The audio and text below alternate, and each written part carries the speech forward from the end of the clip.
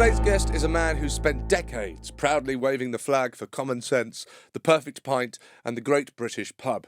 I'm talking about the brilliant Al Murray, who created one of the most iconic characters in modern British comedy with The Pub Landlord. Today's episode covers his university friendship with fellow comedy pioneers Stewart and Richard Herring, and how the influence of his early friendship with Harry Hill was key to his success. This is the absolutely brilliant, he is a gentleman, Al Murray. So what I'd like to do is kind of start ahead and then work backwards. Yeah. So I want to start at the first gig, and then we'll see how we get to that. Okay, so what's the first gig? How do we get there? Well, I think the first gig was at a club called TikTok in Coventry, and there was a busload of us went up from university. This is the first time I got paid to perform, right? That's what I'm calling my first gig. Okay, fine. And we got taken up to this club called TikTok in Coventry, or drove up there, and it was a working men's club. So, and this is like the late 80s. So it's a golden age of like Labour clubs would have comedy clubs in, like the old Red Rose. Used to be a Labour club where there was a comedy club. So and alternative comedy was so tied hard to like a sort of Labour vibe and an anti-Thatcherite vibe. Yes, right? yeah. Because I'm so fossilised. I'm like, basically this is a carbon dating exercise we're doing here. We're peering back through the mists of time.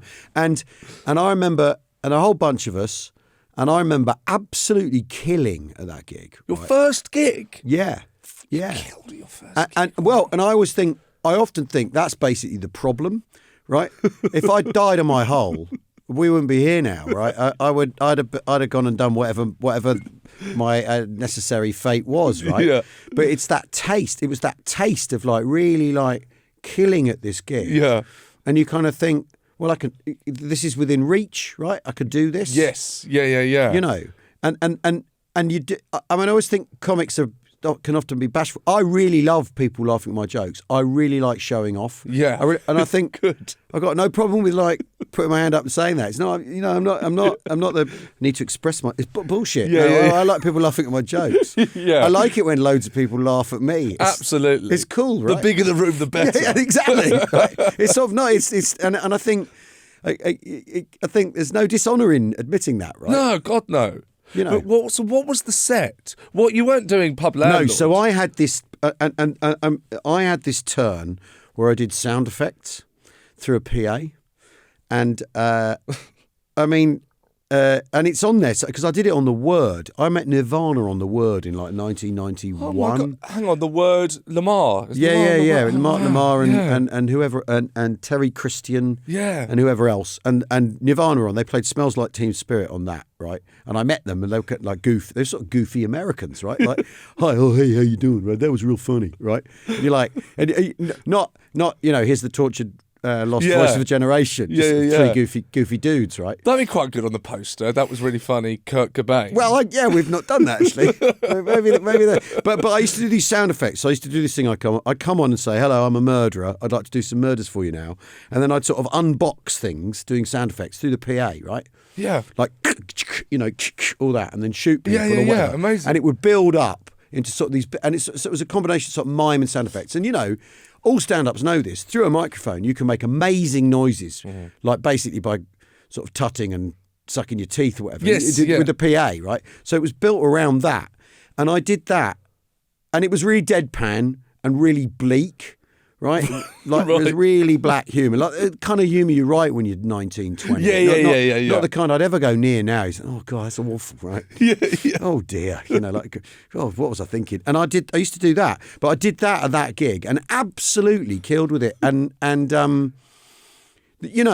it's that thing. I got this taste, basically. Yes. What gave you the idea that? Well, because you know what, right? I was speaking to some younger comics about this. A couple of days ago, who actually been on this pod, Mike Rice and Vittorio. Yeah.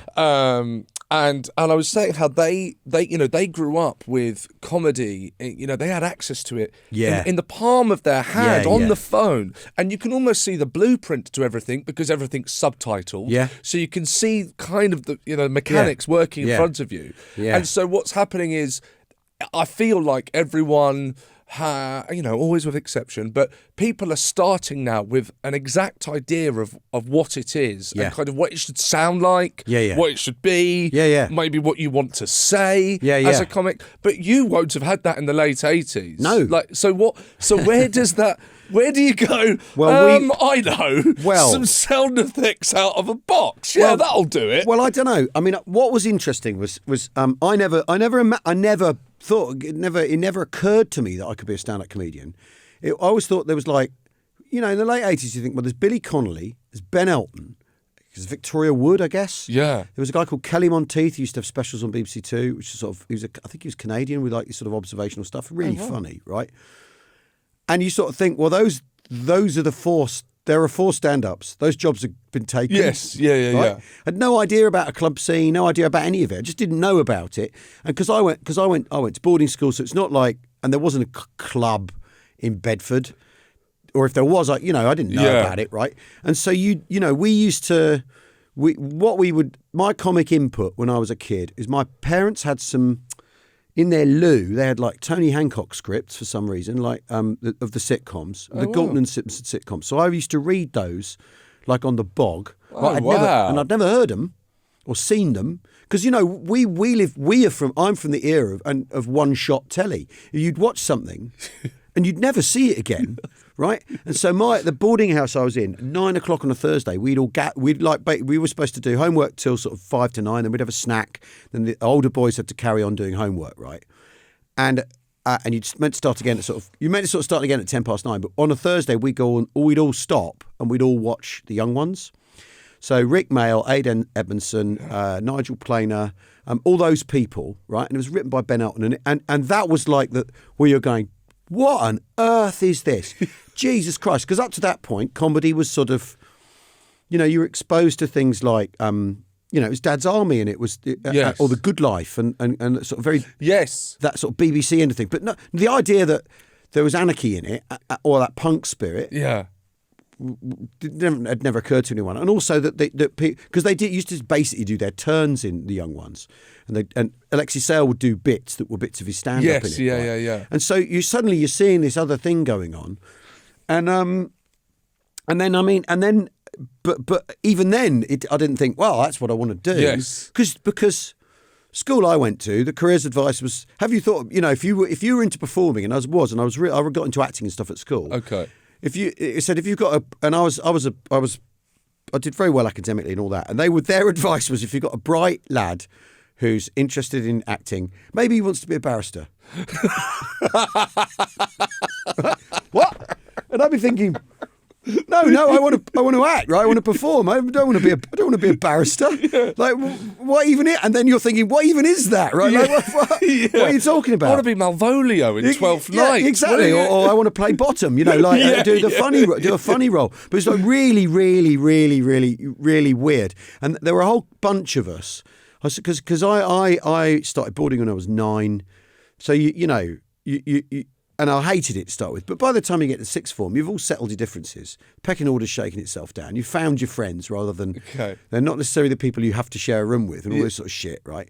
And basically, there are a bunch of us, so we would do plays together and play in a band together and hang out, and it was brilliant. My last 2 years at school were absolutely brilliant because we were just left to our own devices. What age were the last 2 years of school? Because it's a sixth form. 16, 17, 18, right? Oh, yeah. So it's sixth form, really. Yeah, sixth form. Yes, it's a sixth form.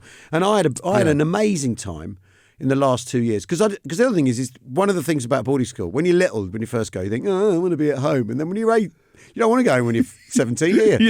Hang out with your mates. So we would hang out. And you didn't have to be anywhere except there. Yes. You know what I mean? So and I had a sort of, the last couple of years were brilliant, but there's no way I imagined I'd be a comic. And there was nothing, like you're saying. So we had Life of Brian. A friend of mine had a tape of Life of Brian. Yes. So I know Life of Brian really well. But what I had no appetite for, which is what a lot of lads do, is they'd recite the sketches. And you'd think, why are you doing that? Write something. Make something up. What are you doing? Like, come up with, if you like this thing so much, come up with something. It was always my kind of impulse.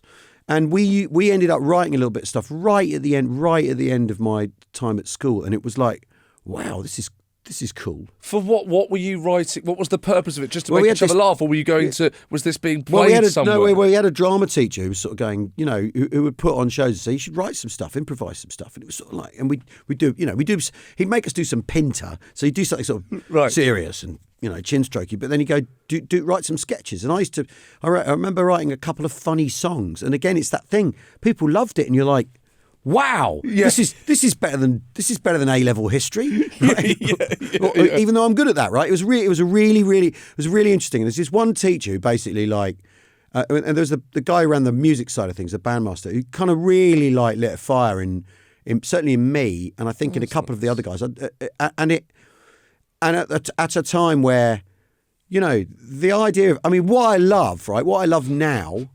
You look at Edinburgh now. You look at all those people who've gone and done performing arts degrees. All those people who've done media degrees have been exposed to it and allowed. It's an option in a way it never ever Right, yes, never came near any of us. You know, musicians tended to be people who'd been to art school, but that was about the extent of it. Yes. In terms of getting you into perform, or you had to go to RADA or something. You know, like Yeah. You know what I mean? Yes, absolutely. And I So, you know, it's when I got to university. So I had a year off, like sweeping floors and stuff, and playing in bands, which is the other thing. Sweeping floors and stuff. Like I wanted to buy cymbals, right, for my drum kit. Right. And my mum's going, you're not hanging around, you know, go and get a job, right? But I'm quite serious. I'd never given any thought to what I might do. It all looked boring. It all looked Okay. And so I went to a job agency and said, you know, what you got? And so I ended up sweeping floors in factories, and in a weird way loved it, because you just do as you're told. You didn't have to think for yourself. Walkman? You're allowed a Walkman on? You're allowed a Walkman. You'd have a Walkman. Exactly. See, this is the extent to which I'm a fossil. That's like saying gramophone, isn't it, Walkman? But basically, and I actually quite like that, because you just do as you're told, collect a check, buy the cymbals at the weekend. Yeah, well, that sounds idyllic, really. Yeah. No responsibility. You know. Do you think that boarding school, it must have had, I'm going to guess that it must have had some sort, or maybe I'm looking for something that isn't there, but some sort of impact on what you went on to do creatively. It's a thing I think about quite a lot, that actually, because I've always just gone ahead and done things, right? It sounds like it, yeah. And I think at school I've got a real conformist streak in me, right? Right. Like just want to keep my head down, do as I'm told, and all that sort of thing. And I know that is crap. And I think something in me made me want to be a comic, because it was the utter rejection of that. Yes, right. I see. Yeah. I was just going completely against the sort of the way the deck had been tilted at me. Yes. Right? And not that it was an act of rebellion, right? Because it was never I never flipped a table and said, try and stop me. This is something I got to do, old man. I never did any of that. I just sort of got on with doing it. Right? Yes. And I reflect. I think I am by instinct a conformist. I think. Right. But I know that's no good. Right. You've got to think for yourself. You've got to push. Right. You've got to push yourself. And that, I think, is what made me go into what I've done, because my act, right, is so confrontational and sort of the landlord, not like me, and wild and rude and all the things that I don't think I am. Right? No, well, not right. No, well, not I know. I know. Well, exactly, but you know what I mean, right? And yes, absolutely. And also the first act I did, the sort of anarchy of that, the sort of machine gunning and all, and the sort of bleakness of it, was really like running against, I think, the sort of nice boy I think I was maybe teed up to be, but I don't know, because I just did it. There was never a moment where, you know, it's not like Thor discovering Mjolnir and going, right, this is my destiny. Yeah. The guy Thor's alter ego. You know what I mean? It's not, yes. I wasn't bitten by a radioactive spider or any of those things. It's just like that thing of this. And also, it just, when I got to university and I got into doing comedy, it was so much fun, right? Yeah. It was just it was an amazing laugh, and the people were all really great fun to be around. And you sort of think, well, why wouldn't I want to do this, right? Well, the sound effects is, you know, now that who I'd associate that with would be like this might be lazy, but you'd go, well, Jim Carrey Yeah. or Lee Evans, and it's so that Yeah. seems I think I'm right in saying removed from Al Murray pub landlords. Yeah. So is there any influence on? Did you like something like that? I'm so Well, no. genuinely intrigued of how Well, there was like you what, doing came this- to be doing sound effects. Well, it was like a pub trick that I used to make Yeah, everyone right. laugh with it. Yeah, right? okay, And then right, you think, yeah. well, if I do this at PA, it'll sound even more amazing, right? And I sort of did that for 3 years on the circuit, and at a lot of college gigs as well, where it would absolutely like kill. But it only had 20 minutes. There was only 20 minutes of juice in the lemon, and when I tried to sort of do it for longer, I couldn't come up with anything. I couldn't extend it. I'd write some one-liners that were sort of with the mindset, but it just didn't have any legs, and I kind of reached a point where I was a bit stuck, and then the landlord came out of nowhere by accident. But you've never done it as you. No, I've never been me. And what's? Well, my favourite comic when I was the one video that I watched a lot or watched repeatedly ever of comedians was Steve Martin's Live at the Hollywood Bowl. Oh, okay. So a mate of mine had that. Right. Because he had a VHS. Because here's the other thing, right? You know, like I say, I'm from One Shot Telly. My uncle had a VHS, so we used to watch Fawlty Towers a lot at my uncle's house, and then at my auntie's house. And then this friend of mine, Simon, he came to uni with he was an only child, and so he had 12 Action Men to my 2. And it's one of the first things I discovered about him when I was in Freshers Week. I'm like, you what? It's like some sort of he was like some sort of princeling with all these toys. But he had a VHS player and his own telly when he got to uni, and like 25 videos of movies and of comedy and all this sort of stuff. And one of the ones he had was Steve Martin Live at the Hollywood Bowl, and that what I love about that I was completely captivated by that because he was putting on such a performance. And have you read Born Standing Up? A long time ago, but yes. Yeah, I read it a long time ago, and it really, he explains himself. It's unlike any book by a comic I've ever read, where he actually tells you how he does it. Right? Yes, because there's that. So I remember there's a Billy Connolly biography by his wife, and you would be none the wiser even to what Billy Connolly does at all. Yeah. It's all like, and his great friend Robin Williams was there that night. Yes. It's like, How does he write? Yeah. How does he do it? Yes. There's one since, by the way, that's by him. Right. That gives you a bit more of that. Right, I can't remember what it's called. I was like Wind in the Willows or something so like that. put off by that book. Like, I don't care that Robin was. Tell me what his method is. This is no use to me. You know what I mean? It was Steve Martin. What I loved about that is because at the time in British stand-up, there was a lot of like anti-performing. So you wouldn't put on a big kind of show. It's like a kind of a punk thing, the democratic idea that everyone can do it, right, and all that, which is cool. Which is cool, but it also meant lots of people like. And the way Steve Martin approached it is he would talk about, if you can make the end of your little finger contribute to the joke, you have to do that. You have to be complete. Yeah, great. And I was really I was blown away by the fact he obviously wasn't being himself. Yeah. He wasn't constrained by the idea that he had to be himself, or that he had to tell the truth, or that he had to tell stories, or anything. He was just trying to be like really funny. By any means, funny, crazy guy. Well, exactly, but by any means possible, and that was the I think the thing that made me think, well, you could do sound effects, you could do literally anything. Oh, there you go then. That seems like you've kind of drawn me to that conclusion. But but he used to do this thing. You get at the end of a petrol pump and go, see this, and they'd all go, audience go, what? And he'd go, oh, I got this for $50, and that would be the end of that bit, and he'd move on, right? And you'd think, okay, you're doing anything you like, and that was really liberating. Yes. Okay. Right. Understood. That's fantastic. Yeah. So let's go back then. Yeah. To the beginning and just where you grew up. Well, so I'm from a village called Stewart, which is outside near Leighton Buzzard, so North Bucks. My dad worked for the railway, for British Rail. My dad did as well. Really? My dad was a planning engineer. Oh, right. He helped extend the Jubilee line in the Really? Millennium. God. But he also worked for British Rail. That's an important. Something to do with the tilting trains, I remember. The him telling me. APT, the tilting train. Yeah. Yeah, advanced passenger train. Yeah.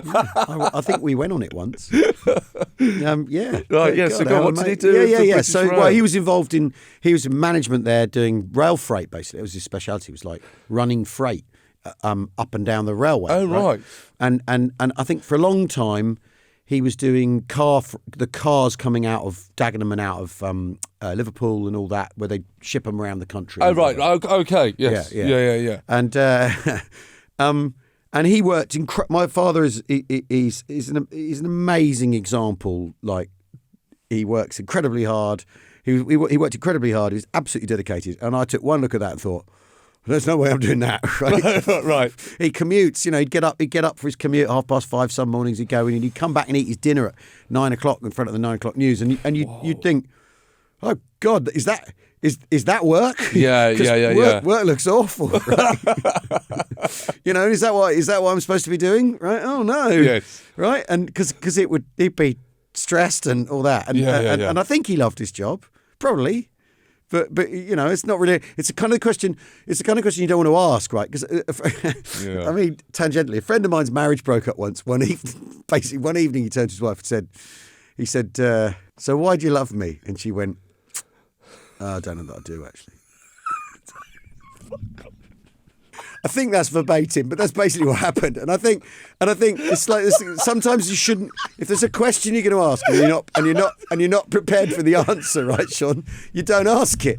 Yeah, don't ask the question unless you don't. Yeah, but you know what I mean. So I don't know. I don't know if my dad loved his job, and I don't want to ask him in case he says no. Yes, right? yeah. Because he gave his life to the damn thing. Anyway. Yes. So, but do you know what? It's interesting because you say that you. Oh, it's interesting to me. It is interesting. You look at that, then you go, God, I don't like the look of work. This looks awful. I think, and maybe you have a different feeling towards it than I do, but I think when I was younger and I started comedy, exact same mindset, exact same as what you've said. I want to do this partly just like you. Love making people laugh. This is the greatest feeling in life. This is what I always wanted to do, and also. I don't have to work. Yeah. Brilliant. And then you realise. Yeah. Oh, shit. Yeah, I'm away from home a third of the year. What? And I often say, like, to be flip, I say, I got into this so I don't have to get up in the morning, right? Yes. And then you're in Salford doing BBC Breakfast at like 7:15 in the morning, and you had to go there the night before because they won't do it remotely, and you're like, oh no, this has backfired. They got me. The system got me. You can't escape the system. Exactly. Right, yeah. Oh no, I got to write another show. Shit. That's really hard work. Exactly. Well, that's it, because I think, and people are always talking about this. I don't know if you kind of went through this period, but I mean, anyone you talk to nowadays, or anyone I talk to, is always, if another comic comes up and they're doing well, it's always mentioned how hard they work. And you go, well, they're hard. And normally, I'm sure not all the time, but anyone that's kind of made anything of themselves, it's really included a lot of hard work. So I imagine that either witnessing your dad, work hard, or it just being in your DNA, that has I think benefited you. Well, yeah, and also I think instinctively I'm bone idle. Oh, right. And I know that about myself. Right. Which is why I work hard, because if I stopped, I would happily look out the window for a month. Same here. Right? Definitely. And do nothing and think about nothing. Heaven. It wouldn't it be brilliant, right? Have you seen that Matt LeBlanc Joey clip that went viral? Yeah. Where he talks about doing nothing. Yeah. I think it was on Top Gear or something. Yeah. Oh, it's beautiful. Yeah. Well, I feel like that, right? And that's why I work hard, because I know if I let the lazy guy out, yes, I wouldn't do another thing. Wouldn't do another thing with my life. Exactly. Potter around the house. Oh my God. Not be able to decide what to have for lunch. You know what I mean? Yeah. So I think that's and he my dad's got an incredible work ethic, and I think, but he's not. He doesn't think he's idle. He's not. I don't think he thinks like that the way I do. Right? Yeah. Because my tour manager always says to me how lazy I am, and I'm sort of thinking, yeah, but we're driving 250 miles to back. I'm in the car as well, you know. Was there a creative? Was your Well, father in that's any way creative, or mother? I suppose. Well, that's interesting because there is a little bit of show business in my family. Oh, lovely. Yeah, so my great uncle, so my father's uncle, was an actor called Stephen Murray, right? Who was like a sort of Shakespearean turn, right, in the 40s, in the 30s and 40s, and he did King Lear in 1947, and it was panned, and basically he quit, or he quit the play, but kind of lost his nerve, right? Yeah. And then eventually he pops up in films and all these different bits. It's quite interesting. And then eventually he got a part. Someone took pity on him, and he got a part in the Navy Lark on the BBC Radio, what would be on the home service, so what's now Radio 4, which is a long-running sitcom that John Pertwee was in and other people like that, right? And he had a part in that. Ah. And so it's been done before. Yeah. Right.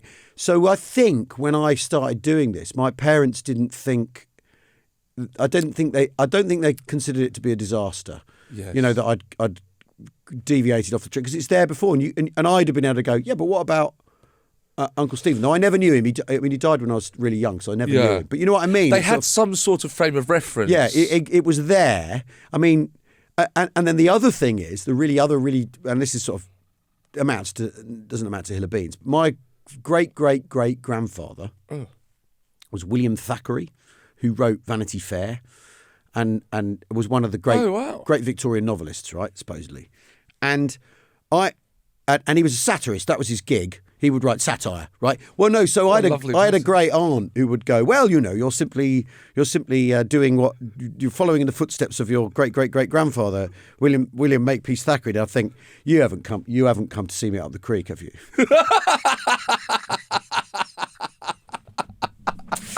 Yes, because this is a club where taxi drivers got on stage and put me in a headlock. Well, there we are, right? Exactly. You know, with all due respect, I'm not following in his footsteps. But if it means you can get your head round it, brilliant. Yeah. But yeah, I mean, so there was a sort of there's kind of at least a bit of precedent on my dad's side, and then this family thing. But you know, I mean, I often think. It's interesting because you're saying that this generation, they got the comedy everywhere with them, right? They got it on the phone that you can tool yourself up really easily, and absolutely. And the forms are all there. The thing we had, my generation, was you could move to London, and you could rent a room for 50, 70 quid a week. Peanuts, right? Yes. You could move here and you could take part in the scene here. Yeah. And it didn't cost the earth, right? Yes. And a lot of people were signing on and performing under false names and all the time-honoured tricks. No one. I mean, I think what I find remarkable about lots of comics now is they've got jobs as well. None of us had jobs. We were all. You could just be a comic, right? Wow. Play the circuit. Sign on. Once you were not signing on, you would just play the circuit, hack on, you know. Right? Yes. And that seems to me, I think it's remarkable that people are holding down jobs and then working in the evening. I think it's. I can't believe. I don't know how they do friends of mine. I don't know how they do it. Right. Yes. And that's maybe the lazy me speaking, like going, oh, why would you want to do that? But but that's our moment was in the early 90s. You could move to London and basically work here and it not cost the earth, right? Yeah. Because I've got grown up daughters and like they want to basically. I've got a flat around the corner from where they're in there because the only way they could ever full nepo. We've got full nepo here. The only way they could sustain themselves in London, get started in London, is if they live off my mercy. Right? Hence the matinee shows. Yeah, exactly. Got overheads, man. But you know what I mean. And I think that was the thing. That was the thing that was like the absolute. That made it. That was the passport to coming here. It was cheap. London. I know, and it sounds unbelievable, but London was cheap. You could completely affordable. You could move to West Norwood or whatever. Yes. And I ran into someone on holiday last year, or year before, who's living, by pure coincidence, lives in the house I used to live in West Norwood. And I went and looked him up, what it cost. And you're like, Well, that's changed, right? Yeah. Because I used to live. It was a scumbag house full of students, ex-students when I was there. You know. Well, what year? What? So when did you do that then? When did you move down to 91? I came to London.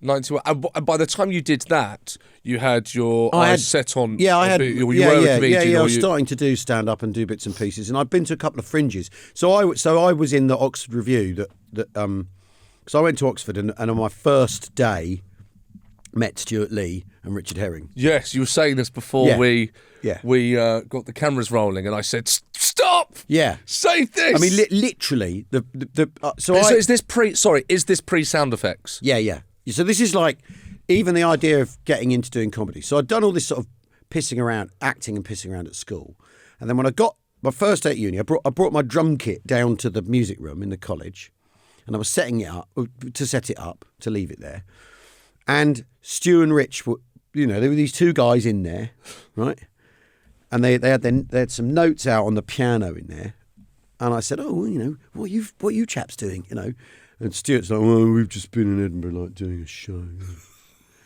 sketch show. And Richard's like, yeah, that's right, because they were, it was when they were like, Cheap by Jowl. And they had a sketch group called the Seven Raymonds, and they'd been in Edinburgh, and they'd done the full 3 weeks, which when you first go, it's like unimaginable, the idea of a 3-week run. You're like, oh my God. It's completely, or 3.5 week run. It's totally mind blowing. Yes, right? yeah. And they'd done that. And they basically, they'd come back to Oxford like conquering heroes because they'd done an Edinburgh run, right? Yeah. And they were getting ready to do a run the next week, putting their stuff together and figuring it out. And there are other people in it. So Emma Kennedy, who people might know, she was in their little sketch group, and a couple of other people. Anyway, and I said, comedy? Wow, that sounds cool. What? How does that work? Where do I go for that sort of thing? Yeah. And there was a dude who'd set up every other Sunday there was a club called the Oxford Comedy Review Workshop, like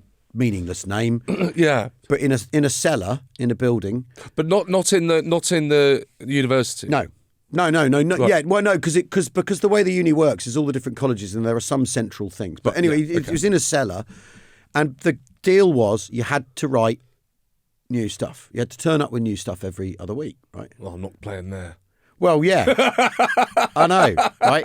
You now think, well, what were you doing, right? Yeah. But basically, so I sort of press gang some, because of meeting Stu and Rich. Yeah, I press gang some mates into doing it. One of them being the guy with all the action men, right? Press gang these. He had 12 action men. He had the tower that he used to swing down. That you could only get if you had enough action men, and you'd send the stars in, and then they'd send you it. Like, yeah, bastard. Anyway, but I press gang some mates in. We wrote some sketches, and we did some sketches, and again that I remember we had a. So that's actually your first gig. Yeah, but I always think that I wasn't paid for those. Okay, for me, it's the exchange of goods for money. Okay, fine. Which is why I think of that as my first gig. Fine. Fine. And also that was doing sketches, so that wasn't doing on me Todd. Yeah, you're not up there alone having to handle whatever. No, but it was me basically bullied these friends into it. Yeah, brilliant. And then I think in the second term we did our own run, like Stu and Richard done, and people came to see it, and they loved it, right? And we'd written these sketches, and it was.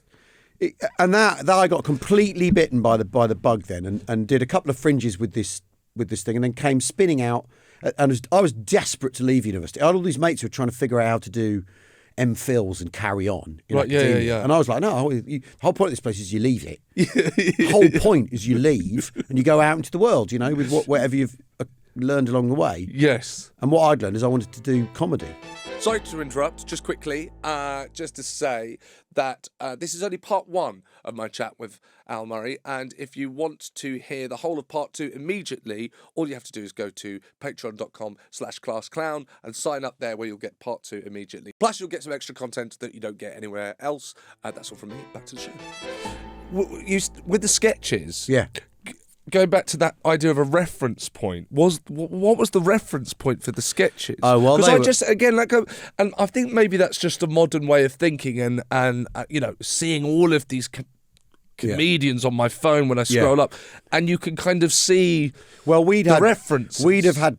I think Python was a pretty heavy footprint on us. Yeah. Everyone had seen Life of Brian. Everyone had seen Now for Something Completely Different, which is the compilation film. So I think probably Python was the heaviest footprint, and then there were things like on the TV like Alas Smith and Jones, which were sketchy, not the 9 o'clock news.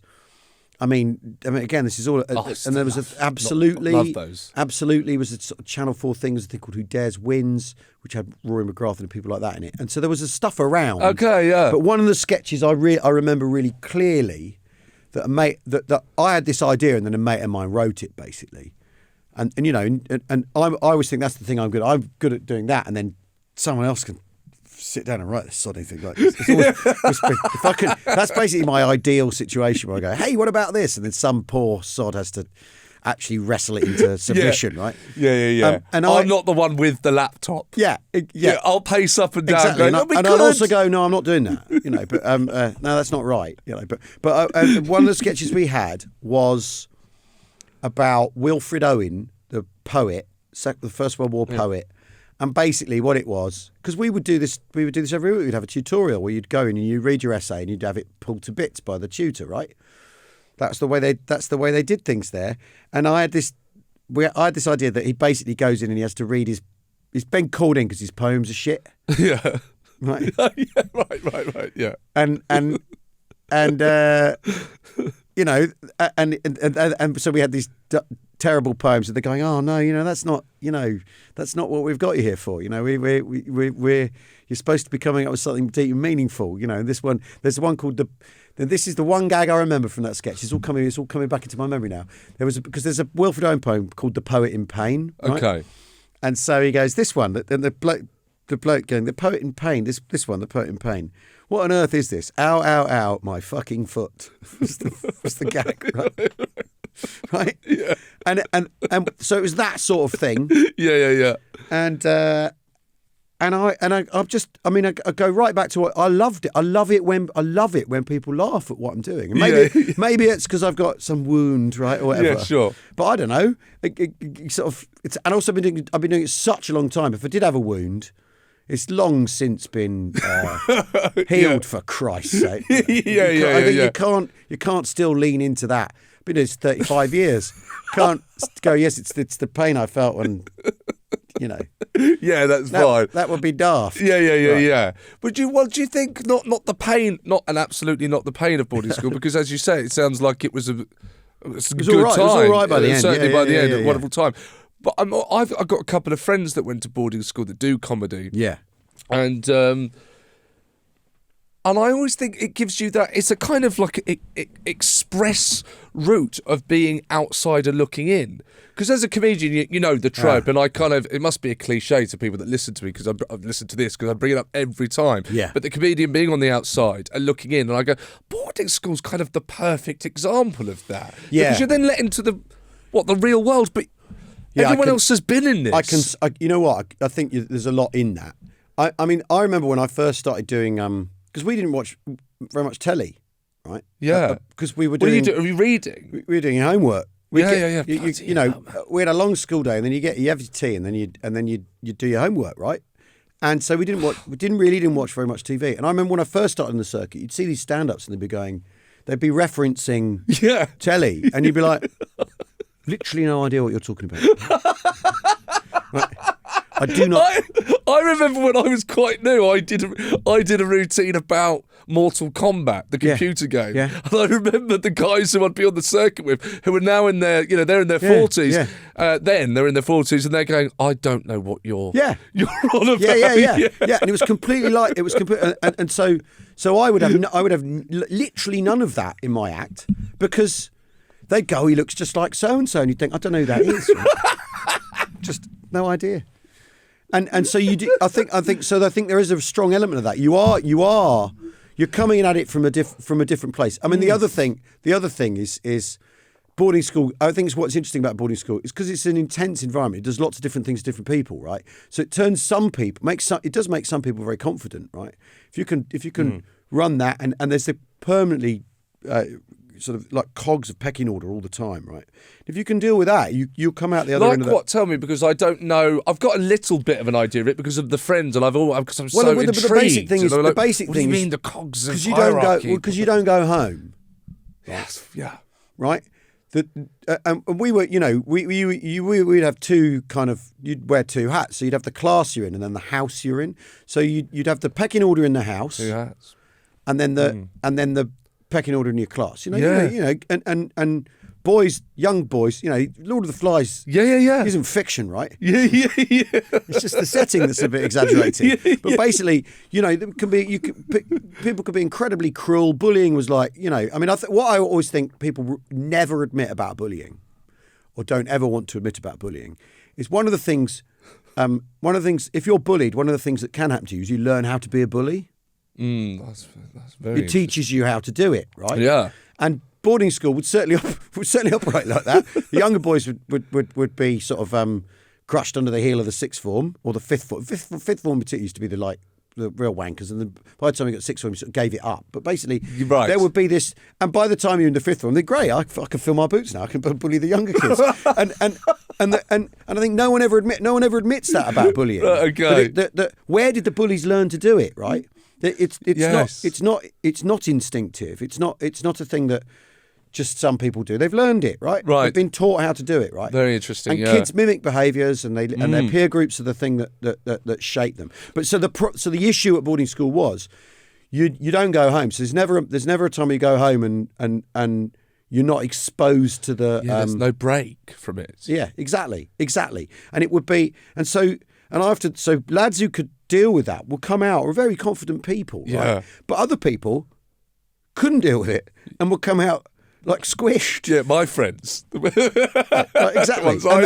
But either way, you end up with this kind of you haven't had a normal upbringing. Yeah. Your attitudes things are going to be like skewed. But my main one, my main takeaway is I felt completely culturally cut off from basically my generation because I didn't know who Derek Geiler was in On the Buses or whatever. And when I first started working, I first really got going in the early 90s, sort of hung out with Harry Hill a lot, right? And his whole act was that stuff. Music was cult. Is it like that cultural sort of patchwork quilt he's got going on? Yeah. Snatches a song, people, stuff about things, right? And I'd be completely like, I've never heard that song before. I don't know what, because we didn't have the radio on at school or anything. There was no, you know what I mean? But really like on a very narrow cultural feed, and that was the sort of thing. You knew Mozart. It's Beethoven's Six actually. You like that, right? But like what? I've never heard of Slade. Yeah, exactly. Or whatever, and it's kind of a really weird sort of dislocation. And although we used to in the junior bit, the younger bit, we used to watch Top of the Pops like once a week, and that would be like looking at a transmission from another planet. Like, what the fuck is this? The fuck is Boney M, right, or whatever, right? It really would be like, and then they turn the TV off, no explanations. You didn't even understand why a record was number one. I didn't know it was the record more people were buying. You just didn't know. It's just what's number one this week. Yeah. How have they decided that? I don't know. Do you know? No. Right. Fucking mad. So I think that's quite a, like you say, a cultural. Yeah, I mean, I'm sure it's not like that anymore because I'm sure they've all for a start the internet. Wi-Fi would. They've all got phones, like blah blah blah blah. But that's how it. I'm not saying it was monastic, but it was just sort of like that's certainly my take. And the day boys. So this is what it's like being a boarder. The day boys, because we had a mixture. These are the guys that get to go home. Yeah. They would be up to speed on stuff, right? And so you'd have this thing in the lessons in the day where they'd all be talking about what they'd seen on TV last night, and the rest would be like, do you know what that is? No, not a clue. Wow. Okay, that's fantastic. That was the end of part one. Hit the link in the episode description and go to patreon.com/classclown to hear part two immediately. And you'll get some extra content there, which you won't get anywhere else as he answers your questions. Thanks a lot for listening to today's episode and see you next week.